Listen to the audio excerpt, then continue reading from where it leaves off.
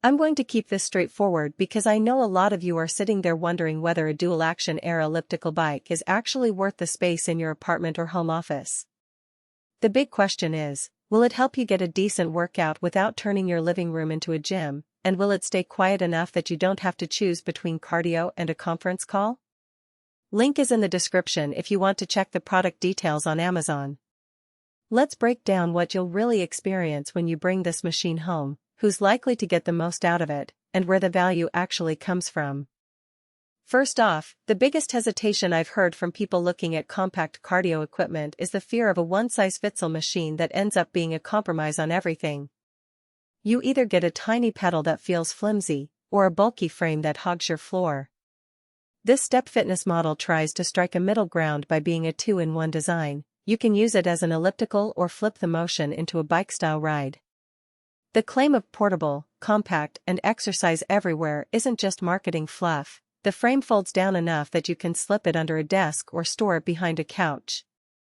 In my own test, I was able to wheel it from my bedroom to the living room and back in under a minute, thanks to the built-in handle and smooth rolling wheels. That kind of mobility matters if you share a small apartment or want to move the unit into a conference room for a quick walk and talk during work-from-home days. Now, let's talk about the actual workout feel. When you set the tension to a low level and start the elliptical motion, the pedals glide in a fluid arc that's surprisingly quiet. Think of the sound of a ceiling fan rather than a treadmill belt.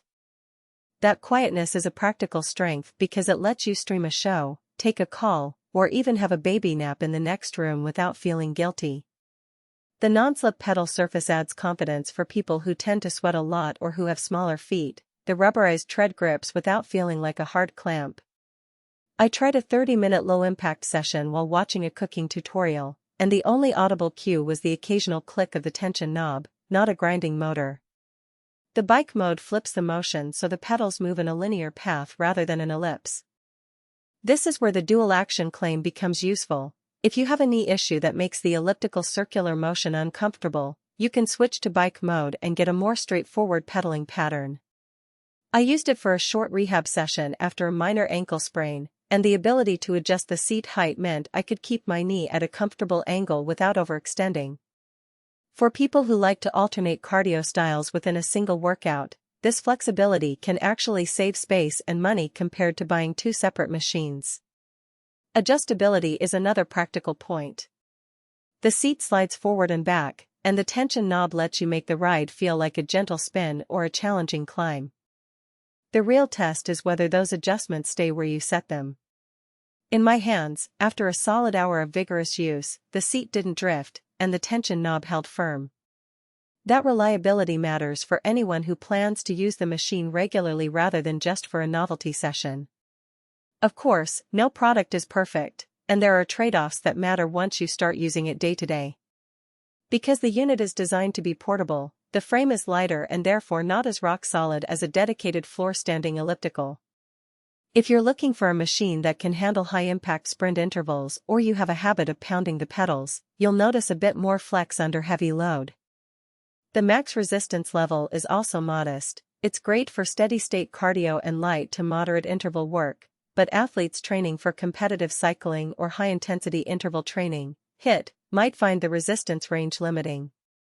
Another hidden consideration is the footprint when the machine is in use. While you can fold it away, you still need about a 2-foot by 3-foot area for the elliptical motion, and the bike mode adds a slight forward extension because the seat slides. In a cramped studio, you'll have to plan for that clearance. I found it works well beside a desk if you keep the chair pulled in, but trying to jam it into a corner behind a bookshelf leaves you with a wobble that can be distracting. Who should buy this?